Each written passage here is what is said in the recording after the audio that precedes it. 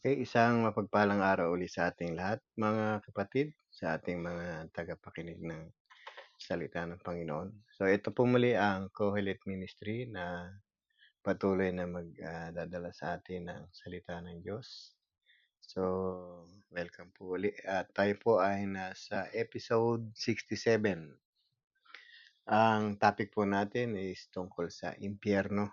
So, nakita natin last meeting, marami tayong nakita sa mga candidate for hell, yung mga kandidato na papasok sa kapahamakan doon sa impyerno. So, sa pagpatuloy natin, meron pang mga tao na makapapasok dito at maraming tao din ang siyang ah, hindi nila alam kung bakit sila makakarating sa lugar nito. So, kung titingnan natin, isa sa ating pag-aaralan pa, dagdag doon sa mga kaalaman natin, sino-sino pa ba yung mga ah, magiging bahagi ng lugar na ito, yung mga itatapon sa lawa ng apoy at asupre. So, dito sa ating pag-aaralan, nasa Aklat ng Pahayag, chapter 20, verse 15, ang sabi rito, itatapon sa lawa ng apoy ang sinumang hindi nakasulat sa aklat ng buhay. So, meron pong aklat ng buhay na iniingatan ng kordero at meron pong pagtatala na nangyayari. At ang nagtatala nito walang iba kundi ang Diyos na siyang nakakaalam kung tayo ay karapat-dapat doon sa buhay na walang hanggan. So, paano tayo naman makakatiyak na tayo ay nakatala sa aklat ng buhay? So, yung makararating sa buhay na walang hanggan, ito po yung mga taong nagkaroon ng kapatawaran sa kanilang kasalanan. At ang mga taong nakipag-isa sa Panginoon ay itong naibilang sa katawan ng Panginoon o nadagdag sa mga inililigtas. Kaya nga sa atin, minsan di natin namamalayan. Paano ba magpatala sa aklat ng buhay? At paano ba ako magkakaroon ng kaligtasan? So, ang aklat ng buhay na ito ay iniingatan ng kordero at siya yung nagtatala kung sino yung mga makakarating sa kanyang kaharian.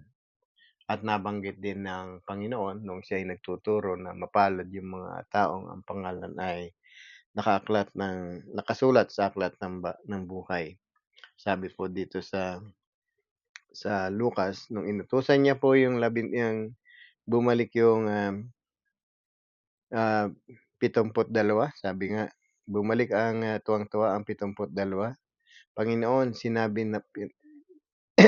nila, kahit po ang mga demonyo ay sumusunod kapag inuutusan namin sila sa ngalan niyo. Sumagot si Jesus, nakita ko ang pagkahulog ni Satanas mula sa langit na parang kidlat. Binigyan ko kayo ng kapangyarihang tumapak sa ahas at mga alakdan at sa kapangyarihan ng kaaway, walang makapipinsala sa inyo. Gayunman, sabi rito sa verse 20, ito po yung text natin, mag-alala kayo na hindi suko sa inyo ang masamang espiritu, kundi dahil sa nakatala sa langit ang pangalan niyo. So, merong pagpapatala pala. At pag hindi tayo nakatala sa aklat ng buhay o hindi tayo nakatala sa langit, sa aklat na iniingatan ng ating Panginoon, hindi natin mamamalayan na akala natin ay sapat na yung mga ginagawa natin para makarating tayo sa buhay na walang hanggan. So, yun pala, merong pwedeng mangyari sa atin na hindi natin inaasahan. Kasi pagdating ng Judgment Day, ang bubuksan ng Diyos ay yung yung, aklat ng buhay at tinitingnan doon yung mga pangalan ng mga taong makapapasok sa langit. Ibig sabihin nakatala doon sa aklat ng buhay na yon yung mga taong nagkaroon ng kaligtasan dahil nanampalataya sila sa ating Panginoon. So, may proseso po yung pagpapatala. Kung titingnan natin nung nagsimulang, ipahayag ng mga apostol yung, salita ng Panginoon na nagdudulot ng kaligtasan. So, marami pong sumunod sa kanila at kung mapapansin natin ang mga taong nanalig sa kanila, nanampalataya sa kanila, nagpabautismo, ang sabi ng Diyos ay idinagdag sila, ang sabi ng Biblia, idinagdag sila ng Diyos sa mga inililigtas. Kung pagpapatala po ang kailangan natin. So, titingnan natin pala kung ano ba yung proseso ng Panginoon. Ano ba yung pwede kong gayahin na nasusulat sa banal na kasulatan. So, nagsimula po nagkaroon ng kaligtasan ang maraming tao simula nung nangaral ang mga alagad sa Jerusalem nung panahon ng Pentecostes. At mapapansin natin dito, andito yung kumpletong prosesong nangyari doon sa 3,000 nagkaroon ng kaligtasan.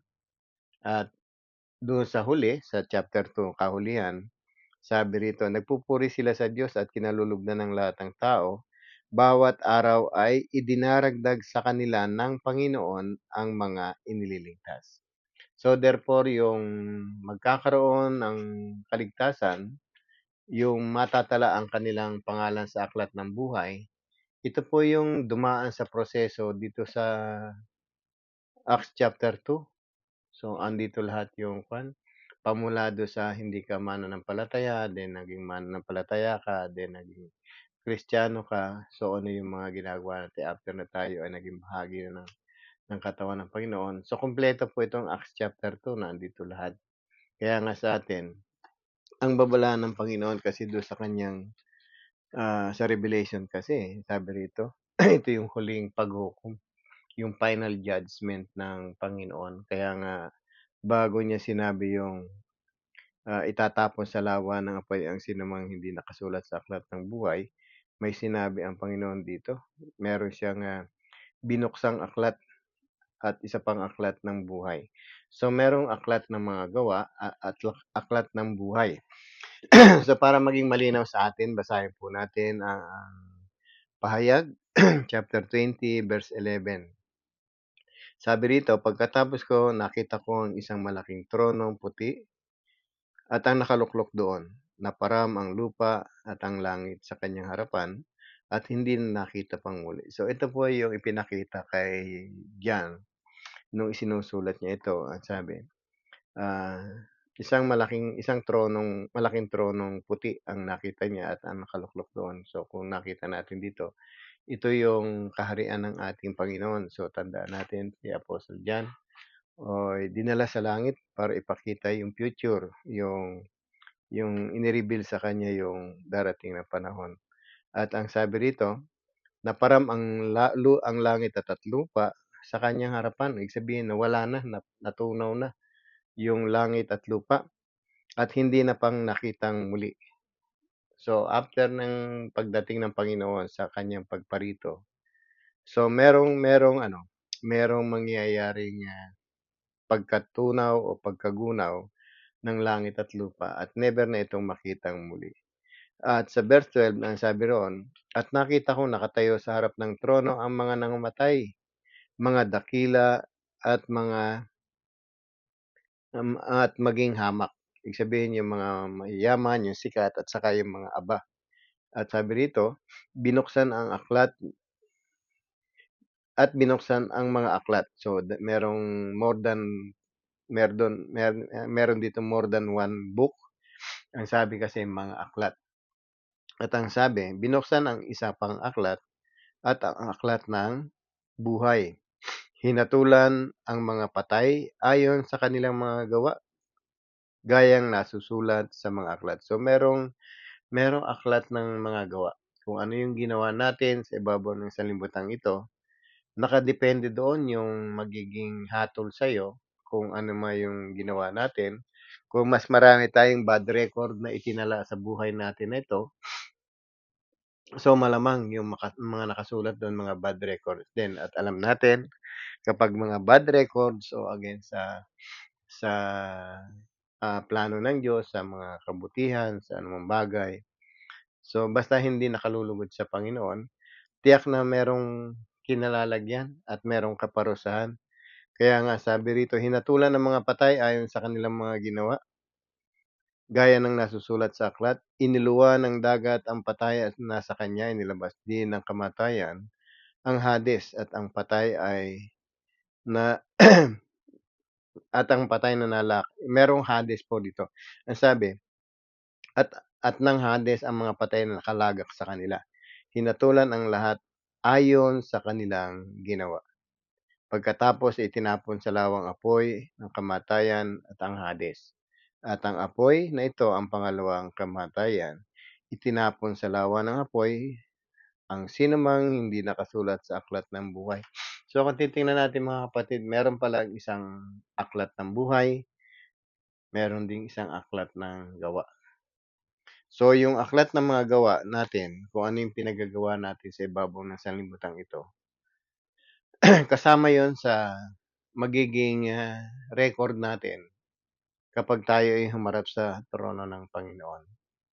Kaya nga kung tayo po ay hindi nakatala ang pangalan natin sa aklat ng buhay, kung titingnan natin, magiging invalid yung mga mabuting gawain natin. Kasi normally, paano ka makagagawa ng mabuti kung hindi mo alam kung ano yung mga mabuting gawain? At yung mabuting gawain na yan, nagsisimula yan sa utos ng Diyos. Kaya nga sa atin, kung mayroon kang ginawang mabuti, malamang ito yung mga bagay na iniuutos ng Diyos. Meron lamang tayong pwedeng i-please na ang isang Diyos. So, ang Diyos ang ipini-please natin sa ating lahat ng gawain. Ang tao hindi natin kayang i-please ang lahat ng yan. Hindi natin sila kayang bigyan ng kaluguran. Pero dito, regarding sa paghatol ng Diyos, malamang ang dapat nating bigyan ng kaluguran dito ay walang iba kundi yung Creator natin. At higit sa lahat ay magawa natin yung kanyang ipinagagawa. Kaya yung mga ginawa nating mabuti o ginawa nating masama, sabi nga doon sa mga ngaral 12:14, ano man ang ginawa natin, mabuti man o masama, hayag man o lihim, isusulit natin sa Diyos. So ito pala itong pinag-uusapan natin ngayon. Kaya nga merong hatol ang bawat isa sa atin ayon sa ating ginawa. So for example, ah, tayo dito ay pumapatay, tayo dito ay nagsumamba sa Diyos-Diyosan, tayo dito ay nangkukulam, nagsisinungaling, nangangalunya. Katulad po ng pinag-usapan natin last meeting, yung mga gumagawa ng gano'ng bagay ay makararating sa sa kaparusahang walang hanggan. Ang sabi nga do'n sa Revelation 21:8 na siya ang magiging pangalawang kamatayan nila. Itatapon sila sa naglalagablab na apoy at asupre. So ito po yung impyerno. Kaya nga bukod do'n sa mga gumagawa ng gano'ng bagay, ang magiging reason kung bakit hindi nakatala ang iyong pangalan sa aklat ng buhay dahil do'n sa mga bagay na 'yon.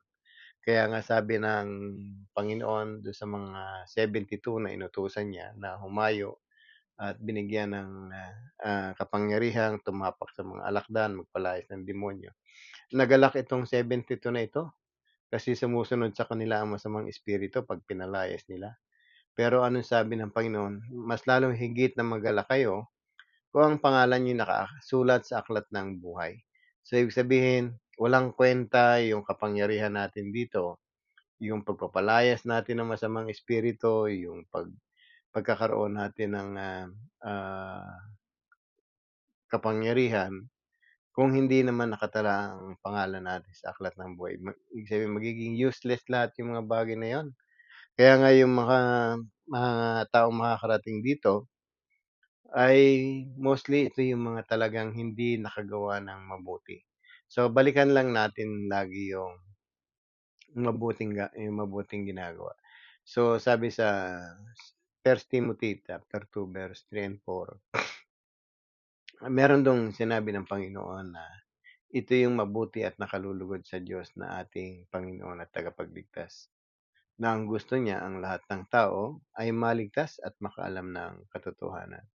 So, intentionally, ang gusto ng Panginoon ay magkaroon ng kaligtasan at ito yung mabuting dapat mong gawin para hindi tayo mahatulan. Ang gusto ng Panginoon kasi maligtas tayong lahat, eh. At ang Panginoon ay naggumawa ng pagliligtas and yet hindi ka pa rin naligtas. Ibig sabihin, wala kang ginawang mabuti para sa ikaliligtas natin. Kaya natural lang na yung mga ginawa dito sa lupa aside sa pagkakaroon ng kaligtasan ay walang maidudulot na maganda at bagkus magbibigay sa atin ng kapahamakan. So kung titingnan natin yung mga gawa natin do sa aklat ng mga gawa, more or less ito po yung mga masasamang gawa na magiging dahilan kung bakit itatapon tayo sa lawa ng apoy at asupre na siyang pangalawang kamatayan. So yung pagpapatala mahalaga po yun at, biblical din po yung mapabilang ka sa kanyang, iglesia o sa kanyang katawan o sa kanyang church kapag dinaanan natin yung proseso tulad ng dinaanan nung 3,000 'no, sa unang, pamamahayag nung mga alagad. So, silang yung 3,000 na yon at ang sabi nga araw-araw 3,000 na dadagdag sa kanila, ibig sabihin ito yung mga taong merong kaligtasan na. Kaya nga kung ang mabuti ay magkakaroon ng kaligtasan, kung babalikan natin ang Acts chapter 2, yung mga naligtas pala, ito yung mga taong nakasulat sa aklat ng buhay. Ang maganda rito hindi tayo nagre-record kundi ang Diyos mismo. Kapag ang Diyos ang nagtala sa iyo sa kanyang aklat na iniingatan, so hindi mo 'yan mai-erase. Puwede kang erase ng Panginoon o puwede ring hindi pero, tayo wala tayong kapangyarihan na erase 'yun. Kaya nga sa atin, ano yung dapat nating gawin habang tayo ay naririto pa at nabubuhay pa tayo sa ibabaw ng sanlibutan ito? So, sikapin nating matala ang ating pangalan sa aklat ng buhay, sa madaling salita. So, bigyan ko lang kayo ng konti do sa mga nangyari do sa Acts chapter 2. Unang ipinahayag yung kaligtasan para maligtas yung marami, para matala sila sa aklat ng buhay. Unang nangyari doon, dumating yung pangako ng Panginoon na banal na espiritu. At ang banal na espiritu, ito po yung nag-empower doon sa mga alagad ng Panginoon, sa ating mga apostles, upang makapagpahayag sila ng kamangha-manghang gawa ng Diyos. Kahit anong nasyon, kahit anong bansa, marami pong bansang nakapaligid sa kanila, almost 17 po yatang kung hindi ako nagkakamali. So, lahat dapat nakapakinig. Nagsisimula ang iyong pagkakaroon ng kaligtasan o kapag nagsimula tayong makinig ng salita ng Diyos o sa, ah, pangyayari tungkol sa ating Panginoon, yung kwento tungkol sa ginawa ng Panginoon. So, ang tanong sa atin kung magsisimula tayong makinig, sino yung pakikinggan natin? So, number one, ito yung mga alagad ng Panginoon na iniwanan niya yung kanyang mga aral. Ito yung mga apostles nung panahon na yon. Kaya nga, sino sila? Ito yung pinagkalooban ng Espiritu Santo. Kaya nga, after na sila yung nakapangaral, yung mga nakapakinig ng pangaral nitong mga alagad, ay nagkaroon na sila ng pagkakataong maniwala o sumampalataya. Kasi after nung sila yung nangaral, may nagtanong sa kanila. Sabi nga, nabagabag ang kanilang damdamin. Ibig sabihin, after na sila yung nakarinig ng mga aral tungkol sa ating Panginoon, napukaw sila doon sa paniniwala o pananampalataya kaya sila nagtanong, "Mga kapatid, ano yung dapat naming gawin para, magkaroon sila ng buhay na walang hanggan?" Kaya nga sumagot si Pedro, kaya sabi ni Pedro rito, "Pagsisihan niyo, talikdan ninyo ang kasalanan at magpabautismo kayo sa pangalan ni Jesus upang kayo'y patawarin at ipagkaloob sa inyo ang Espiritu Santo." So kung titingnan natin merong pananampalatayang nangyari. And then, hindi lamang pananampalataya, kasi nung tinugon sila ng Panginoon, para magkaroon ka ng kaligtasan, ini-require din ng mga apostles o talagang itinuro ng mga apostles na tumalikod at magsisi sa pagkakasala. So, yung isang matatala sa Aklat ng Buhay, number 1, nakinig siya dahil may nagkwento tungkol sa Panginoon, nakinasihan ng Espiritu ng Diyos. Pangalawa, nagkaroon sila ng pananalig dahil may napakinggan sila. Nagsisimula ang pananampalataya kasi sa pakikinig, sabi sa Romans 10:17. And then nagkaroon sila ng confession at pagsisisi. Kaya kasi sa atin, bago ka bautismuhan, tinatanong ka sa harap ng maraming tao kung kaya mo bang tanggapin ang Panginoon bilang iyong Panginoon at tagapagligtas. Naniniwala ba tayo sa kanyang ginawang pagliligtas? So marami tayong pwedeng paniwalaan sa Panginoon. Kaya nga yung nangyari sa 3,000 na yan, ang sabi after ng kanilang bautismo, ang sabi, dinagdag sila ng Diyos doon sa kanila. Yung kanila, mga alagad na nagkaroon ng kaligtasan. Kaya nga, after na sila ay nagpabautismo, hindi humangga kasi sa bautismo eh. Marami kasing pagdating ng baptism, tumitigil na sila. Ang sabi doon sa 2:42, ang sabi, nanatili sila sa turo ng mga apostol, nagsama-sama bilang magkakapatid, nagpira-piraso ng tinapay at sa pananalangin. So after ng pagiging nabautismo ng isang tao, so nanatili pa sila sa mga turo ng mga apostol. Sabihin, ito yung discipleship making na ginagawa. Kaya nga sabi ng Panginoon bago siya umakyat sa langit, doon sa Great Commission, after na sila nabautismuhan sa verse 19, sa verse 20, ang sabi, at ituro niyo pa sa kanilang lahat na ito pa rin yung lahat ng pinag-uutos ko. So, ito yung after na naging Kristiyano, dapat nananatili tayo sa turo ng mga apostol. Dapat nagsasama-sama tayo bilang magkakapatid, nagpipira-piraso ng tinapay o naglo-Lord Supper, at higit sa lahat sa panalangin. At ang sabi nga doon sa ay namahagi rin sila ng kanilang ah, kayamanan doon sa mga kapatid. So, nagkaroon din ng charity. Kasi nung time na yon maraming tao sa Jerusalem, biglang dami sila. So, yung mga manlalakbay na naging Kristiyano, so parang sila yung naging host. So, binigyan nila ng pangailangan. Mostly pagkain siguro itong mga ito. Kaya binenta nila ang kanilang mga ari-arian. At ang sabi, araw-araw silang nagtitipon sa templo at nagpipira-piraso ng tinapay sa kanilang tahanan. Nagsasalo-salo ng masaya ang kalooban. Kaya nga yung after na ikaw maging Kristiyano, isang magiging bahagi na ng buhay natin, yung magpuri sa Diyos araw-araw at higit sa lahat ay mag-fellowship. Kaya nga yung mga hindi makakatala sa aklat ng buhay, hindi po nangyari sa kanila yung nasa aklat ng mga gawa na ito. At posibleng walang nagturo sa kanila o walang nangaral sa kanila. At kung meron silang naging nangaral, baka naman hindi ito kinakasiyahan ng Espiritu ng Diyos.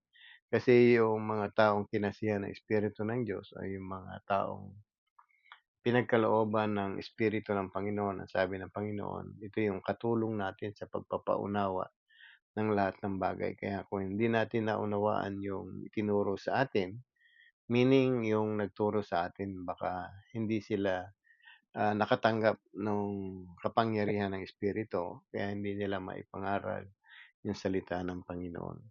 So nakita natin meron pala talagang mapapahamak sa kumukulong apoy at usaprin na siyang pangalawang kamatayan, yung mga hindi nakatala sa aklat ng buhay. So mahirap palang maisip din kung hindi tayo nag-aral. Nagbabaka sakali tayo na tayo ay makarating sa langit, yung pala hindi pala tayo makakapasok. Dahil hindi pa tayo nakapag-register do sa Book of Life na iniingatan ng ating Panginoon. Kaya nga maliwanag dito sa ating pinag-aaralan, ayon sa banal na kasulatan, meron taong hindi talaga makapapasok sa buhay na walang hanggan. So, sino pa yung mga papasok dito? Yung mga taong hindi nanatili sa kanilang kalalagayan. Ibig sabihin, matapos kang maging Kristiyano, parang nagba-backslide po tayo. Meron pong backslider sa Biblia, meron po tayong, mababasa rito na marami pong tumalikod sa kanilang pananalig sa ating Panginoon. So, mag-ingat po tayo kung tayo po ay mananampalataya na, and then tayo po ay hindi nanatili sa pagkatawag sa atin ng Panginoon, posibleng bumalik tayo sa dati nating pinanggalingan. Makakabilang din po tayo doon sa itatapon sa lawa na naglalagablab na apoy, yung mga hindi po nanatili sa ating Panginoon. Kaya sabi rito sa Hebrew 10:39, ngunit hindi basahin natin hanggang mula sa 36. Sabi rito sa verse 36, kinakailangan kayong magtiis upang masunod ninyo ang kalooban ng Diyos at matanggap ang kanyang ipinangako. Sapagkat kakunting panahon na lamang magluluwat na paparito at darating ang tapat kong lingkod na nabubuhay sa pananalig sa akin. Ngunit kung siya ay tumalikod, hindi ko siya kalulugdan.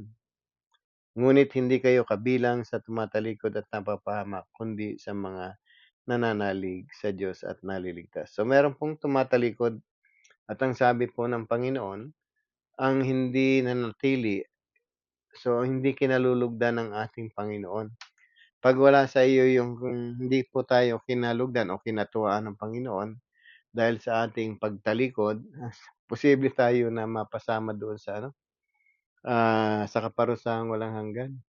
Kahit ang mga anghel na hindi nanatili sa kanilang kinalalagyan, so humahanap sila ng sarili nilang kapahamakan. Kaya mahirap po mga kapatid yung hindi natin masasaksihan yung ano, yung hindi po tayo nagpatuloy dun sa kabutihan ng ating Panginoon.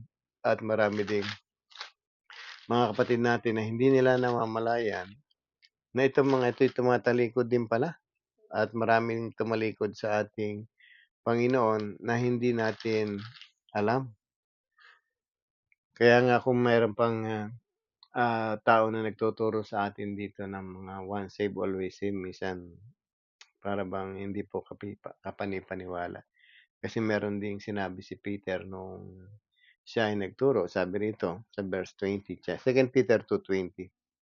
Ang sabi rito, nakaiwas na sa kasamaan ng daigdig ang mga taong kumilala kay Jesucristo, na ating Panginoon at tagapagligtas. Ngunit kung muli silang maakit ng dati nilang masamang gawain at tuloy ang malupig nito, magiging kalagayan nila'y masahol pa sa dati. Mabuti pa sa kanila ang di natutunan ang gawaing matuwid kaysa talikdan mahatulan. Ang matapos matutunan ang banal na utos na ibinigay sa kanila. Kung magkagayon ang angkop sa kanila, ang kasabihang ang aso ay likas ang damdamin sa nasa isinuka ay nagbabalik din, at ito namang baboy matapos ang paliguan, bumabalik muli sa lubluban. So itong mga taong nagba-backslide ay hindi rin kinalulugdan ng Panginoon. Kaya nga mga kapatid, lagi nating ipinaalam sa ating mga kasama na patuloy tayong manatili sa Panginoon. So, wag tayong umalis sa pananampalataya, wag tayong muling maakit nung dati nating pamumuhay. Kaya sabi rito, mabuti pa yung hindi ka nakakilala ng katotohanan tapos tatalikuran mo lang. So, ibig sabihin, bakit mabuti yung hindi ka nakakilala? Kasi nung hindi ka nakakilala, magagawa mo ang lahat ng bagay. Ano bang yung mga bisyo ginagawa mo. And then nakakilala ka. So, pinigil mo yung bisyo mo at pansamantala, and then bumalik ka ulit sa dati.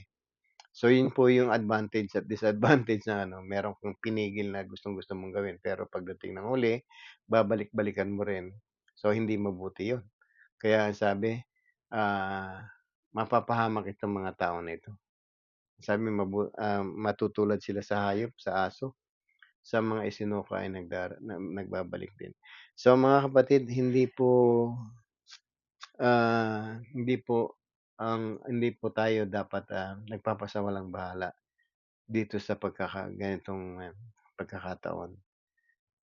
Huwag tayong maging kampante na hindi tayo makakapasok sa impyerno. Ang impyerno po ay seryosong nag-iimbita sa atin.